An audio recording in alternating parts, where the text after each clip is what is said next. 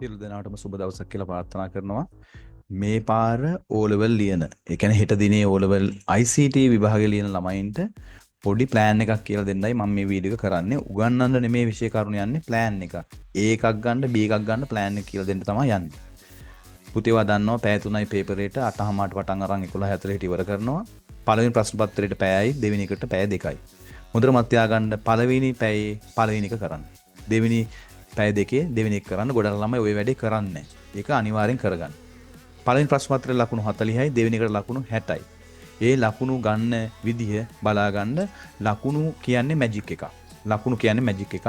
ගොඩක් කට්ටිය ওই ලකුණු වලට ප්ලෑන් එක හදාගන්නේ නැහැ. මම කියන්නම් ප්ලෑන් එක. මේ බලන්න.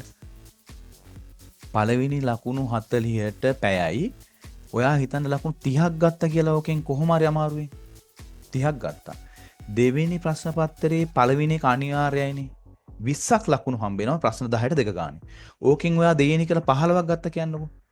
අමාරුවෙන් හරි. ඔන්න 15යි. ඊට පස්සේ ප්‍රශ්න දෙකේ ඉඳන් 4 දක්වා ඔයා 4යි කරන්න ඕන. ඔය 4ට 10 ගානේ 40යි. ඔයා හිතන්න මේ තුන්වෙනි එකට 8ක්, හතරවෙනි එකට අමාරුවෙන් 7ක්, ඔයා තෝරගත්ත 5ට ලකුණු 6යි, 6ට ලකුණු 9යි කියලා. ඒ ටික එකතු කරුවත් පුතේ 30ක් එනවා. අතන ඉරිගහන එකේ 30යි, අනිවාර්ය ප්‍රශ්නේ 15යි, මේ 30යි, ලකුණු 75ක් නිකම්ම ඇවිල්ලා. පුතේ කොච්චර ඉගෙන ගත්තත් වැඩක් නැහැ. ලකුණට වැඩ කරන්න ඕන. මෙන්න මේක ස්ක්‍රීන්ෂොට් එකක් හරි දාන් තියාගන්න ලකුණු වැඩ කරන්න ඕන. එහෙනම් මේ ප්‍රශ්න පත්‍රේ මොකද්ද කී පොයින්ට් එක? කී පොයින්ට් එක තමයි පුතේ පළවෙනි ප්‍රශ්න පත්‍රයේ ලකුණු 40ක් තියෙන එක. ඒ 40න් ඔයා try කරන්න කොහොම හරි 30කට එහා ගොඩ දාගන්න. දෙවෙනි කී පොයින්ට් එක තමයි පුතේ දෙවෙනි ප්‍රශ්න පත්‍රයේ අනිවාර්ය ප්‍රශ්නේ. මෙන්න මේ අනිවාර්ය ප්‍රශ්නේ ලකුණු 20ක් හම්බ වෙනවා. ඒ 20න් ඔයා try කරන්න 15ක්වත් ගන්න. ඔයා ගොඩ යනවා පුතේ. ඉතුරු ටික කල්පනා කරලා අර විනාඩි 10ක් අමතර කියවීම තියෙනවා. කල්පනා කරලා ඔයාට වැඩිපුරම ලකුණු ගන්න පුළුවන් ප්‍රශ්න 10 තෝරගන්න. ඔයා උදාහරණයකට අර ක්‍රමලේඛ ලිවීම අයින් කරනවානේ. අන්න ඒ වගේ හොඳම ලකුණු ටික තෝරගන්න. ඔයාගේ වැඩිපුරම ලකුණු ගන්න පුළුවන් එක. මෙන්න මේක ඔයා මතක තියාගන්න. මේක ස්ක්‍රීන්ෂොට් එකක් හරි දාලා තියාගන්න. ඊගාවට පුතේ ඔයා දන්නවද පළවෙනි ප්‍රශ්න පත්‍රයේට එන ප්‍රශ්න ව්‍යුහයන් ඉක්මනට ලියා ගන්න. පරිගණක ඉතිහාසය. පළවෙනි පරම්පරාවේ දෙවෙනි පරම්පරාවේ භාවිතා කරපු තාක්ෂණික රික්ත කනාල ට්‍රාන්සිස්ටර් අනුකල්ප පරිපත සුද්ධ ඒ වගේ දේවල්. ආදාන ප්‍රදාන මතක උපාංග ආදාන උපාංග ප්‍රදාන උපාංගයන් ගැන චුට්ටක් දැම්ම බලා ගන්න. කම්පියුටර් පිරිවෙත පරිගණක මිලදී ගන්න යද්දී භාවිතා කරන තාක්ෂණික සහ තාක්ෂණික නොවන සාධක.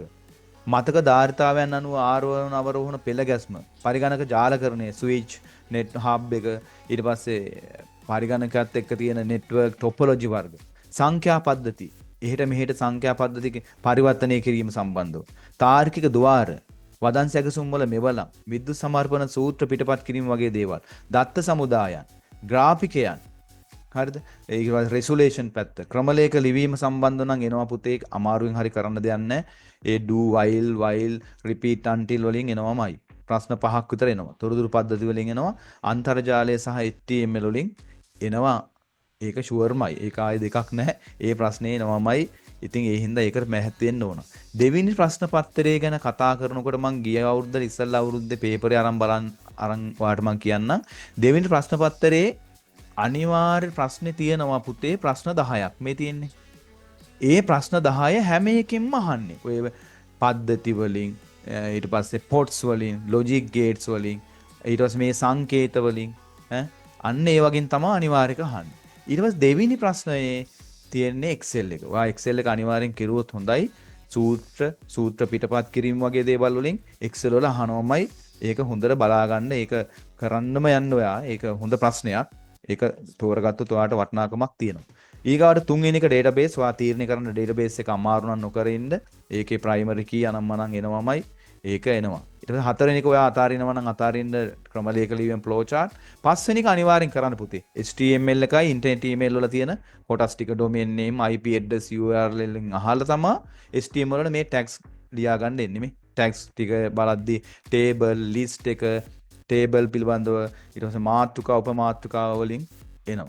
6 වෙනි ප්‍රශ්නේ පුතේ රාස්ට්‍ර ග්‍රාෆික සහ වෙක්ටර් ග්‍රාෆික වගේ ග්‍රැෆික්ස් පැත්ත ජිම් ජිටෝ ඔඩැසිටි වින්ඩෝස් මුවේ මේක වගේ ප්‍රශ්න වලින් එනවාමයි අනිවාර්යෙන්ම.